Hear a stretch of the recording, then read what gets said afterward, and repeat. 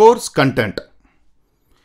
இங்கே நம்ம என்ன பார்க்க போகிறோன்னா, இந்த பயிற்சியில் என்னென்ன விஷயங்கள் நம்ம கற்றுக்க போகிறோம் அப்படிங்கிறத நம்ம இந்த இடத்துல பார்ப்போம். முதல் topic, introduction to gold, silver and stones.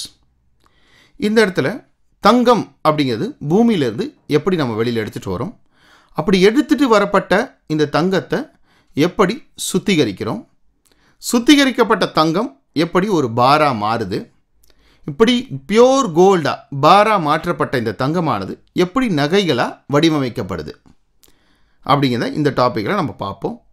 அடுத்தது வெள்ளி. இது கோல்டு அப்ரைசர் கோர்ஸ் தானே, ஏன் வெள்ளியை பற்றி பார்க்குறோம்? இந்த இடத்துல நான் ஒரு விஷயத்தை சொல்ல விரும்புகிறேன். இந்த ப்ரோக்ராம் அப்படிங்கிறது தங்க நகை மதிப்பீட்டாளர் பயிற்சி.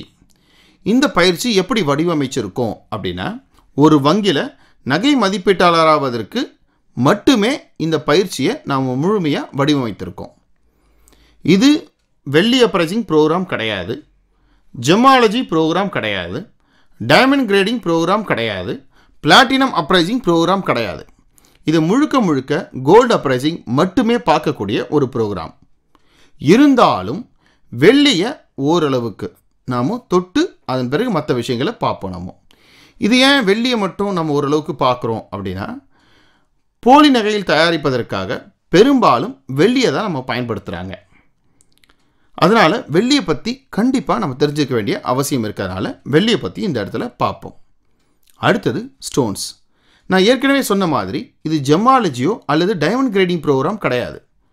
இருந்தாலும் கற்களை பற்றி எந்த அளவுக்கு நம்ம பார்ப்போம்னா, ஒரு நகையில் பதிக்கப்பட்டிருக்கக்கூடிய கற்களுடைய எடையை எப்படி கழிக்கிறது, அதாவது நகையில் பதிஞ்சிருக்கக்கூடிய கற்களை அந்த நகையிலிருந்து நீக்காமல் அதனுடைய நிலையிலேயே வைத்து அந்த கற்களுடைய எடையை நம்ம கணக்கிட்டு எவ்வாறு கழிக்க முடியும் அப்படிங்கிறத நம்ம இந்த இடத்துல பார்ப்போம்.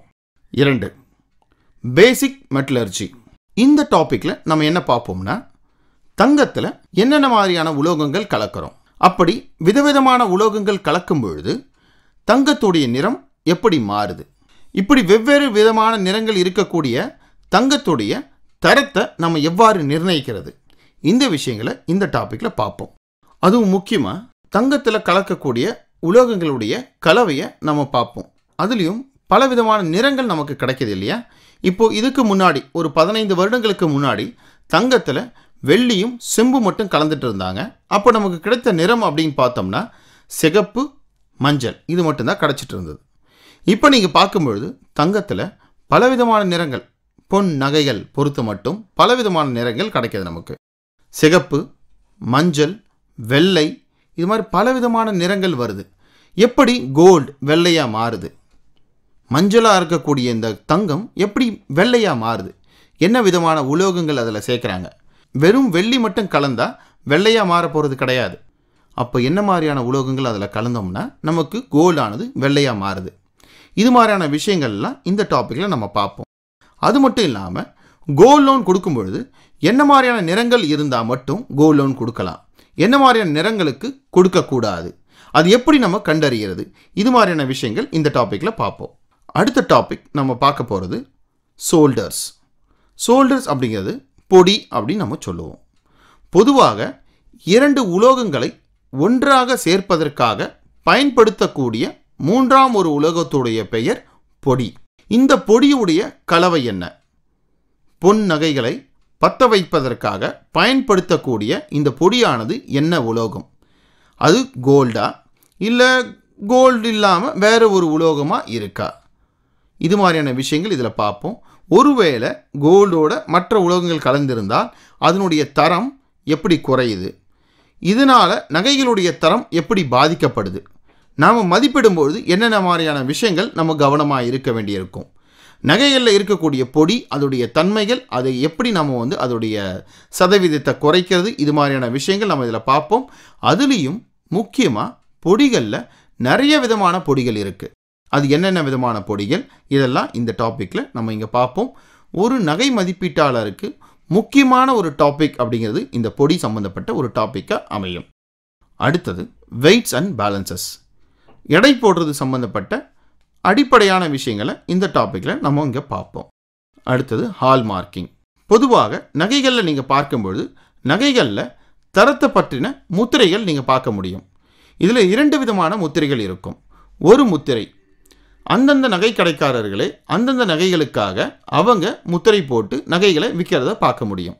இன்னொரு முத்திரை ஹால்மார்க்கிங் அப்படின்னு சொல்லக்கூடிய இந்த முத்திரையானது மத்திய அரசு நிறுவனமான BIS bureau of Indian standards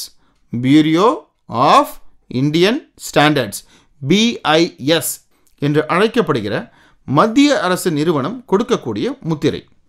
இந்த 2 முத்திரைகளுக்கும் உண்டான வித்தியாசங்கள், அதன் பிறகு எந்த முத்திரையை நம்பலாம், எது சரியான ஒரு முத்திரை, ஒருவேளை ஹால்மார்க்கிங் அப்படின்னா அந்த ஹால்மார்க்கிங் நகையில் எப்படி நம்ம கண்டறியறது, இது மாதிரியான விஷயங்கள் எல்லாம் நாம் இந்த டாப்பிக்கில் பார்ப்போம். அடுத்தது அசையிங் அப்படின்னா ஒரு பொருளுடைய தரத்தை கண்டறியக்கூடிய விதம். நகைகளுடைய தரத்தை கண்டறியறது வெறும் உரைக்கல்ல மட்டும் உரசித்தா நகைகளுடைய தரத்தை கண்டறியணுமா, அதுக்கு நவீன யுத்தியில் வேறு எந்த ஒரு விஷயமும் இல்லையா அப்படின்னா நிறைய விஷயங்கள் இருக்குது. பொதுவாக நகைகளை தரம் கண்டறியது 2 விதமாக செய்யலாம். ஒன்று, வரக்கூடிய நகைகளை உருக்கி அதன் பிறகு அதிலிருந்து ஒரு மாதிரியை எடுத்து தரம் பார்க்கக்கூடிய முறை.